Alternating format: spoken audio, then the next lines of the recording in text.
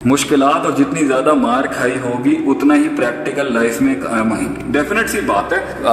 بہت سے لوگ اپنی لائف کی ٹینشنز اور اپنے سٹریس اور اپنے پرابلمس، اور بھائی میں آپ کو ون لائنر کہہ رہا ہوں، تکلیف آ رہی ہے، پرابلم آ رہی ہے، ٹینشن آ رہی ہے، سٹریس آ رہا ہے، مسائل آ رہے ہیں، دل جواب دے رہا ہے، چیزیں صحیح نہیں ہو رہی، یہ سب کمائی ہے. دولت ہے دنیا کی سب سے بڑی یہ پرابلمس. یہ پرابلمس بہت بڑی دولت ہیں آپ کی، یہ جو آپ کما رہے ہیں. یہ ایکسپیرینس ہے، یہ آپ کے سامنے تکلیفیں بول رہی ہیں. آپ کے آگے شیخ عاطف کی زندگی کی تکلیفیں وہ درد بولتا ہے، جس نے زندگی کے اندر یہ اللہ کی بلیسنگ ہوتی ہے کہ اللہ تعالیٰ کسی انسان کو نہ پھنساتا ہے اس مسئلے کے اندر. حالانکہ رحمت بھی ہے کہ اللہ نکالتا ہے. اللہ سے عافیت ہی مانگنی چاہیے، اللہ سے دوسرے راستے پہ جانے کی نہیں دعا کرنی چاہیے. لیکن اگر کوئی پھنسا ہوا ہے problems, tensions, there are chance for you to understand کہ مسئلہ آ گیا آپ پہ ٹربل شوٹنگ کا ہنر کھول دیا اللہ. اس لیے بار بار اچھا رویہ رکھنے کے باوجود سامنے والے رویے کی صورت میں کیا کیا، بار بار اچھا رویہ نہ رکھنے کے اوپر تھوڑا سا ذرا اس کو گھی ٹیڑھی انگلی سے نکالنے کی کوشش کریں. ہر جگہ اچھا رویہ جو ہے نا وہ مضر صحت ہو جاتا ہے. اچھا کہیں پہ اچھا رویہ ہی وہ ٹیڑھا رویہ ہو تو اس کے اندر بھی بہت تدرج ہیں، بہت سے اسٹیشنز ہیں. کہیں پر بات چیت کم کی جائے، کہیں پہ احساس دلایا جائے، کہیں پہ خاموشیاں اپنائی جائیں، کہیں پر تھوڑا سا پش بیک کر لیا جائے اپنے آپ کو، کہیں پہ تھوڑی سی ناراضگی کا اظہار، تھوڑا ڈسٹینس کیا جائے، تھوڑا پیچھے ہٹا جائے، ہنسی مذاق تھوڑا کم کیا جائے، ریزرو کیا جائے. یہ اسٹیجز ہوتی ہیں جس کے بعد اگر اگلا رشتہ چاہتا ہے تو وہ سمجھ جائے. اگر اگلا رشتہ ہی نہیں چاہتا یا رشتے میں اتنی ڈومینیشن ہے اس کی کہ وہ کہتا ہے کہ میں ہلکی سی بھی فلکچویشن آپ کے ایٹیٹیوڈ کی برداشت نہیں کروں گا، بھائی پھر یہ رشتے کی بنیادی غلط ہے. مگر اگر وہ رحم کے رشتے ہیں، خونی رشتے ہیں، تو بھائی پھر اس کو وہاں تک رکھیں کہ وہ آپ کو ہرٹ نہ کریں، آپ ان کو ہرٹ نہ کریں. سلام دعا خراب قطع رحمی نہیں ہونی چاہیے آپ کی کسی لحاظ سے بھی. فکر کے انداز، فکر کیسے عطا کیجیے، فکر کو انداز فکر کیسے عطا کیجیے، فکر کو انداز فکر کیسے عطا کیجیے. اچھا، اپنے آپ کو کیسے پہچانے، کیسے ملے اپنے آپ سے. میرے بھائی بہت لیزی طبیعت کا انسان ہو، کیا اس کا کوئی حل ہے؟ دیکھیں، انسان کے اندر جو لیزینس ہے، جو کمزوری ہے، یا وہ غیر میں اس کا بھی جواب ساتھ میں دیتا ہوں. مستقل مزاجی کے سوال ہر لائف میں آتا ہے، آج بھی کر دیتا ہوں کہ انسان جو ہے کہتا ہے کہ جی میں کنسسٹنٹ نہیں ہوں، میں مستقل مزاج. یہ سب کا مسئلہ اس سے کہ آپ کی نظریات اور سوچ کے اندر آپ کا ویژن بڑا نہیں ہے، آپ کی سیلف اسٹیم بڑی نہیں ہے، آپ کی منزل کی حیثیت نہیں ہے، آپ کا مقصد آپ کے خون کے اندر نہیں اترا ہوا، آپ اپنے مقام کو جہاں بیٹھے ہیں اس میں اسٹک اپ ہوئے ہیں، آپ اپنی اس تذلیل اور تحقیر کو قبول کر چکے ہیں، آپ اپنے آپ کو مستحق سمجھتے ہیں کہ آپ اسی حالت کے اندر ہیں جس میں آپ بیٹھے ہیں. آپ اس وطن میں جانے کی بات نہیں کرتے، مینٹل وطن کے اندر جہاں پر آپ کو وہ مقام، وہ عزت اور وہ شرف ملے گا آپ کو. آپ مانتے ہی نہیں ہیں اس چیز کو. اس کے بعد پھر آپ نے کر کے اپنی عادت اور فطرت کے اندر چیزوں کو مکمل کرنے کی صفت ہی پیدا نہیں کی ہوئی. یہ ساروں چیزوں کا کمپائلیشن نہ آپ کو لیزی اور سست بھی بناتا ہے، کیونکہ آپ کو نتیجے نہیں ملتے، آپ کو نتائج ملے نہیں ہوتے، آپ نے نتائجوں کو انجوائے نہیں کیا ہوتا، آپ نے ریزلٹس کو انالائز نہیں کیا ہوتا. آپ کے نزدیک نتائج بھی ایک one go drift quick trip ہوتی ہے، آپ نے کہا جان دو، کوئی مسئلہ ہی نہیں ہے. اس لیے یہ سارے بے ڈھنگے پن انسان کے اندر ایک انکنسسٹنٹ ہے، تو کوئی فرق نہیں پڑتا. آپ یہ والا جو ہے کوئی فرق نہیں پڑتا، ایک آدمی کوئی فرق نہیں پڑتا، کوئی فرق نہیں پڑتا. یہ لائف کا جو ایٹیٹیوڈ ہے کہ کوئی فرق نہیں پڑتا، کوئی فرق نہیں پڑتا. بدنامی کا فرق نہیں پڑتا، ہار کا فرق نہیں پڑتا، جیت کا فرق نہیں پڑتا، ٹھیک ہے، معاملات کا فرق نہیں پڑتا، معاشرت میں فرق نہیں پڑتا، لوگ میرے بارے میں فرق نہیں پڑتا. یہ ساری چیزیں مل کے نا انسان کو انکنسسٹنٹ، مستقل مزاج اور کاہل بنا. کیا چیز اٹھائے گی؟ عزت، اپنی عزت، احترام، وقت کا احترام، اللہ کی قدر، مقصد کی قدر، منزل کی قدر، منزل کی حیثیت، رستوں کی حیثیت، رستوں کی پہچان، ان رستوں پہ رستوں کو ایک پہچان کو ایک رستوں کو پہچان دینے کا مسئلہ. پھر اپنے مقام، اپنی جگہ پر جہاں پر کھڑا ہے اس سے نفرت کے میں کہاں تک لے کے جاؤں گا. اسفلا سافلین سے احسن تقویم کی طرح نظر تدبر تذکر. یہ چیزیں انسان کو پھر مجبور کرتی ہیں کرنے کے لیے، اور پھر کر کر کے حدیث میں آتا ہے علم بالتعلم، علم پڑھنے سے آتا ہے، صبر بالتصبر، صبر کرانے سے آتا ہے، اور حلم بالتحلم، عاجزی انکساری اپنانے سے آتی ہے. کر کے انسان میں مزاج بن جاتا ہے، کر کے مزاج بن جاتا ہے اس کو. جب آپ کو کرنا ہی یہی ہوتا ہے تو بن جاتا ہے. یہ ساری چیزیں کانسٹیٹیوٹ کرتی ہیں انسان کی لیزینس، پروکریسٹینیشن اور انسان کی مستقل مزاجی کو بیلنس رکھنے کے لیے اور اوپر اٹھانے کے لیے. دین میں مستقل مزاجی کیسے آ سکتا ہے؟ دین کا مسئلہ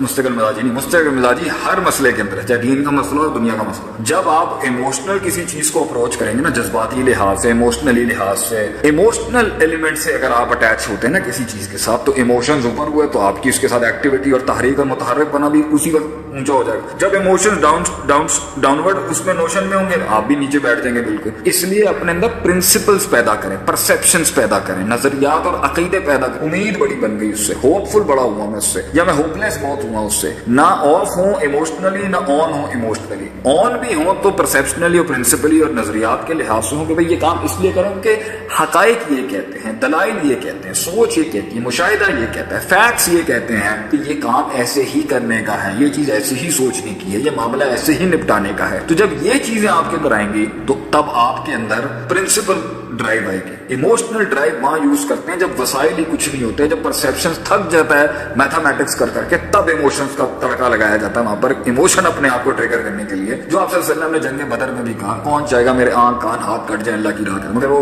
24 घंटे तो इस मिजाज के अंदर नहीं थे वो मक्के मदीने के अंदर, क्योंकि प्रिंसिपल ही उनका, वो अपने बिलीफ में प्रिंसिपल थे। आमनतु बिल्लाहि व मलाइकतिही व कुतुबिही व क़दरी खैरि शर्रिन वल बासी बात मौत। वो अपनी तौहीद को उस शिर्क के मुकाबले में प्रिंसिपल ड्राइव थी। उनको पता था भाई ये है, ये हक है, ये सच है, इसी को हमने कामिल करना है, इसी को हमने पहुंचाना है जहां तक पहुंचाना है, और खुद को भी इसके साथ पहुंचाना है। वो इमोशनली अटैच भी थे उसके साथ, मगर प्रिंसिपली भी बहुत अटैच थे। तो अपने अंदर प्रिंसिपल ड्राइव पैदा करें, इमोशनल ड्राइव ना पैदा करें। इमोशन नीचे होंगे, आपकी तहरीक मर जाएगी आपके अंदर से, आपका ड्राइव मर जाएगा आगे से। मैं प्रैक्टिकल एप्लीकेशन को कहता हूं कि प्रैक्टिकल, लेकिन विनर प्रैक्टिकल एप्लीकेटर हमेशा इसलिए होता है क्योंकि वो प्रैक्टिकली कर रहा होता है उसको, उसने उसको अपने हाथों से, आंखों से, दिल, जिस्म, रूह से महसूस किया होता है उस एप्लीकेशन को। इसलिए जब वो बात करेगा ना तो वो बड़ी ठोस होगी और 50,000 आदमी भी उसको सुनते हुए कहेगा नहीं यार बात ठीक की है इसने। लेकिन जिस इंसान को पता ही नहीं होता ना, वो किताबी लेके आए, और कुछ लोग किताबी को प्रेजेंट करने में बड़े चीते होते हैं, बहुत टाइट करते हैं, लेकिन वो प्रैक्टिकली बेढंगे लोग हैं, उन्हें पता ही कुछ नहीं होता कि कहां पर किस तरीके से मामलात को किस तरीके से अप्लाई करना हो। तो भाई डिग्री अच्छी चीज है, डिग्री के अंदर हुस्न है, डिग्री के अंदर सारी चीजें हैं, आपको अपने आप को प्रेजेंट करने का तरीकेकार आ जाएगा, किताबों के अंदर लोगों की एक्सपर्टीज ही लिखी हुई है। लेकिन साथ में प्रैक्टिकली जब तक इन हाथों के साथ और इन दिमागों के साथ आपने सॉफ्टवेयर पे काम नहीं किया होगा ना भाईजान, लोगों को, कंपनीज को, फ्यूचर में भी तो पता नहीं क्या हालात है, लेकिन मैं तो प्रैक्टिकल एप्लीकेशन से कह रहा हूं, लोगों को आपको स्क्रैच से बनाना पड़ेगा। और आजकल के दौर में लोगों को स्किल चाहिए कि आप काम करने के काबिल हो, काम करने के काबिल हो, चीजें हैंडल की हो, चीजें संभाली हो। आप पेरेंटिंग के ऊपर जितनी भी वर्कशॉप देते हैं आगे से, मगर जब आपने बच्चे नहीं संभाले हुए तो आप कैसे समझेंगे बच्चे क्या होते हैं? जब आपने शादी ही नहीं की हुई और आपको प्रैक्टिकल